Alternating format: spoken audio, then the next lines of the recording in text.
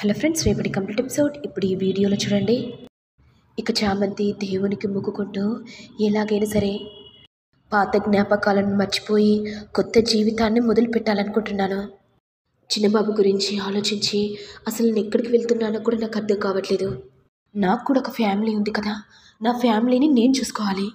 ఇక నా లక్ష్యం నా చదువుపై కాస్త శ్రద్ధ పెడితే నేను తప్పకుండా లాయర్ని అవుతాను. మా నాన్నను తప్పకుండా విడిపిస్తాను.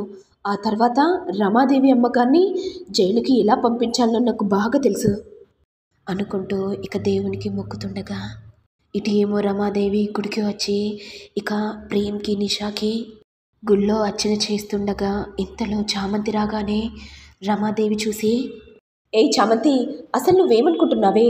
నువ్వు నా కంటికి కనిపించొద్దని చెప్పాను కదా. ఏంటమ్మగారు, ఇదేమైనా మీ ఇల్లు అనుకుంటున్నారా? నేనేదో మీ ఇంట్లో పని మనిషిగా పనిచేస్తున్నట్టుగా మాట్లాడుతున్నారు. ఇంకోసారి మాటలు మర్యాదగా రానివ్వండి. ఎన్ని రోజులు మీ దగ్గర పనిచేశాను కాబట్టి మీరు ఎంత కొట్టినా తిట్టినా భరించాను. అయినా మీరెవరు నన్ను తిట్టడానికి? రమాదేవి గారు, కాస్త మీరు నోరుని అదుపులో పెట్టుకొని మాట్లాడండి. ఇక రమాదేవి కోపంతో, నీకు ఎంత ధైర్యమే? నువ్వు నా పేరు పెట్టి పిలుస్తావా? ఇంకోసారి అలా పిలిచావంటే పళ్ళు రాలగొడతాను. ఏంటండి మీరు రాలగొట్టేది? నాకు కూడా దేవుడు చేతులిచ్చాడు కదా, నేను కూడా మీ పళ్ళు రాలగొడతాను. ఇక బ్రహ్మరాంబిక వెంటనే, చూసావా వదిన ఎలా మాట్లాడుతుందో? అయినా దీనికి పొగురు వంగలేదు. ప్రేమతో ప్రేమాయణం చేసి కూడా మరి ఇప్పుడేమో ఏ తప్పు చేయనట్టుగా ఎలా మాట్లాడుతుందో.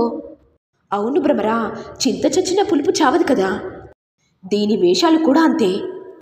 ఇక ప్రేమ్ చామంతిని చూసి, ఎలాగైనా సరే ఇదే మంచి ఛాన్స్, నచ్చాన్ని గుళ్ళో పెళ్లి చేసుకుంటాను. ఆ దైవం సాక్షిగా మా ఇద్దరికి పెళ్ళవుతుంది.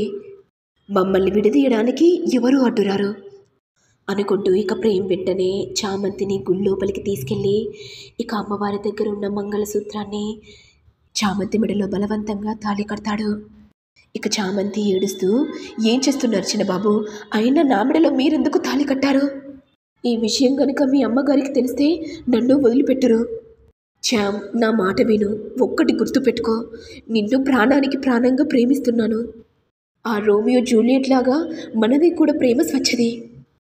నువ్వు కనుక నా ప్రేమను అంగీకరించకుండా తాళి తెంపేస్తే ఇప్పుడే నీ కళ్ళ ముంగట్నే నా చావును చూస్తావు చామ్.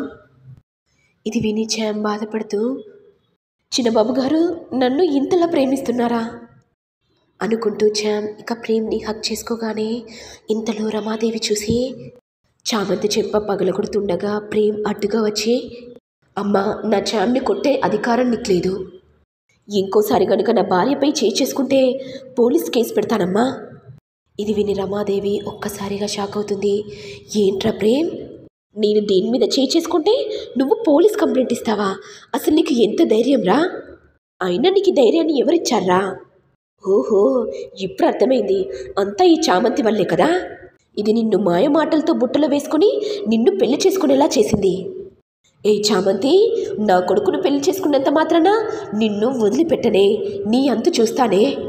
నీ వల్ల నా కొడుకు ఎదురు తిరిగాడు, పోలీస్ కంప్లైంట్ పెడతా అన్నాడు. వాడు నా మాటకు జవదాటడు, ఒక్క అబద్ధం కూడా చెప్పడు. అలాంటిది నీ వల్ల నా కొడుకు మారాడు అని రమాదేవి గట్టిగా అరుస్తుంటే ఇక అందరూ చూడడంతో జగదీష్ వెంటనే, చెల్లమ్మ, అందరూ మనల్ని చూస్తున్నారు, ఇక మనం ఇంటికి వెళ్దాం పదా. ఏంటన్నయ్యా, ఏం మాట్లాడుతున్నావు? వీడు పని మనిషిని పెళ్లి చేసుకున్నాడు. నేను సహించలేకపోతున్నానన్నయ్యా. చూడరా ప్రేమ్, మర్యాదగా చెప్తున్నాను, నా మాట విని ఇంటికి రారా.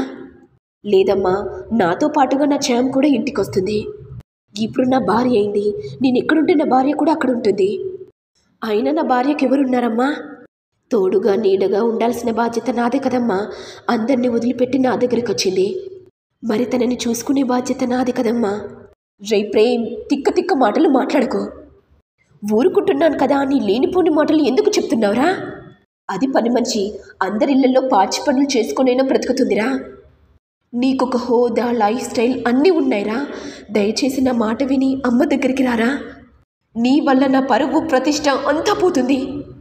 ఇక నేను బయటికి వెళ్ళలేని స్థితిలో ఉంటాన్రా. ఈ అమ్మ మాట విని దయచేసి నీకు దండం పెడతాన్రా, నాతోని రారా. లేదమ్మా, నీ మాట విని నిషాని పెళ్లి చేసుకొని జీవితాంతం నేను ఏడవలేను. అలాంటిది నా చామ్ని కూడా వదులుకోలేను. అందుకే నేను ఒక నిర్ణయం తీసుకున్నానమ్మా. నా చామ్ని పెళ్లి చేసుకుని ఏదో ఒక కూలి పని చేసుకుంటూ నా చామ్ని నేను పోషిస్తానమ్మా అని అనడంతో రమాదేవి కోపంతో ప్రేమ్ చెంప పగలగొట్టి, రే ప్రేమ్, బుద్ధుంది మాట్లాడుతున్నావారా? అసలు నువ్వు కూలి పనులు చేయడమేంట్రా? నువ్వు రమాదేవి కొడుకువి, నీకొక హోదా ఉంది. అవన్నీ వదులుకొని ఈ పని మనిషి కోసం కూలి పనులు చేస్తావారా? అవునమ్మా, ఆనందం ఎక్కడుంటే అక్కడికి వెళ్ళాలనిపిస్తుందమ్మా. నా ఆనందమే శ్యామ్ ఎక్కడుంటే నేను కూడా అక్కడే ఉంటాను. ఇదంతా విని హర్ష వెంటనే, రే ప్రేమ్, ఇప్పుడు నా కొడుకు అనిపించుకున్నావురా? నువ్వు మాట్లాడే మాటలు నాకు చాలా సంతోషంగా అనిపిస్తుందిరా. నీకు నచ్చినట్టుగా ఉండు, ఎవరికి వినాల్సిన అవసరం నీకు లేదు. అమ్మ చామంతి, పెళ్లి రోజు శుభాకాంక్షలు. నా కొడుకును జాగ్రత్తగా చూసుకో. నా ప్రేమ్ని నీ చేతుల్లో పెడుతున్నాను. వాడి ఆలన పాలన అన్నీ నువ్వు చూసుకోవాలమ్మా. ఇది విని చామంతి సంతోషంతో, అలాగే బాబుగారు. ప్రేమ్ బాబు నా కోసం ఇంట్లో వాళ్ళందరినీ వదిలిపెట్టి నా కోసం నా దగ్గరకు వస్తాడనుకోలేదు బాబుగారు. అమ్మ చామంతి, ఒక్క విషయం గుర్తుపెట్టుకో, ప్రేమించిన అమ్మాయిని నా ప్రేమ్ వదిలికోలేడు. ఇలా అంటుండగా ఇక నిషా కోపంతో, మామయ్య, అసలు మీరేం మాట్లాడుతున్నారు? నాతో ప్రేమ్కి ఎంగేజ్మెంట్ అయింది. ఇప్పుడు ప్రేమ్ ఏమో చామంతిని పెళ్లి చేసుకున్నాడు. మరి నా పరిస్థితి ఏంటి అంకుల్? ప్రేమ్కి నాకు ఎంగేజ్మెంట్ అయిన విషయం అందరికీ తెలిసిపోయింది. మరి నా పరువు కూడా పోతుంది కదా అంకుల్. నా గురించి మీరు ఎందుకు ఆలోచించట్లేదు అంకుల్? ఇక హర్ష వెంటనే, చూడు నిషా, ప్రేమ్ నీతో క్లోజ్గా ఉండట్లేదని నీకు కూడా తెలుసు. వాడు ఎవరినో ప్రేమిస్తున్న విషయం కూడా తెలుసు. మరి తెలిసి కూడా ప్రేమ్ని ఎందుకు వదులుకోలేదమ్మా? ఇప్పుడు నీ పరువు ప్రతిష్ట గుర్తుకొచ్చిందా అని అనేసరికి ఇక రోజా టెన్షన్ పడుతూ, ఇదేంటి మామయ్య ఇలా మాట్లాడుతున్నాడు? ఇది నాకు తోడుకోడలుగా రావడం ఏంటి? నేను ఈ ఇంటికి మహారాణిలా ఉండాలనుకున్నాను, కానీ ఇది కూడా ఈ ఇంటికి తిష్ట వేస్తుంది అనుకోలేదు. ఒకవేళ గనక అత్తయ్య గారికి నేను కూడా రామచంద్రయ్య కూతుర్నని తెలిసిపోతే ఇక నన్ను నీచంగా చూస్తుంది. ఇప్పుడు ఏం చేయాలి? ఏదో ఒకటి చేసైనా సరే ఇప్పుడే, ఈ క్షణమే వీళ్ళిద్దరిని విడదీయాలి అనుకుంటూ రోజా ఇక చామంతి దగ్గరికి వెళ్ళి, ఏంటే నీకు ఎవరు దొరకనట్టుగా నీకు ప్రేమే దొరకాడా? నువ్వు ప్రేమ్ని బుట్టలో వేసుకొని ఈ ఇంటికి కోడలు కావాలని తిష్ట వేశావు కదా.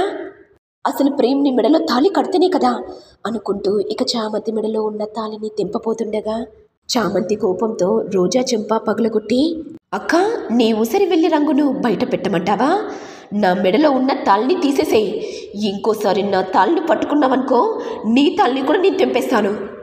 నువ్వు కూడా అరుణ్ బావను ఎలా లంగ తీసుకున్నావో అరుణ్ బావకు చెప్పమంటావా అని అనేసరికి రోజా భయంతో మౌనంగా ఉండిపోతుంది. మరి నెక్స్ట్ ఎపిసోడ్లో ఏం జరుగుతుందో చూడాలి. మరి మీకు వీడియో కనుక నచ్చినట్లయితే లైక్ చేయండి, షేర్ చేయండి, సబ్స్క్రైబ్ చేయండి. Thank you all.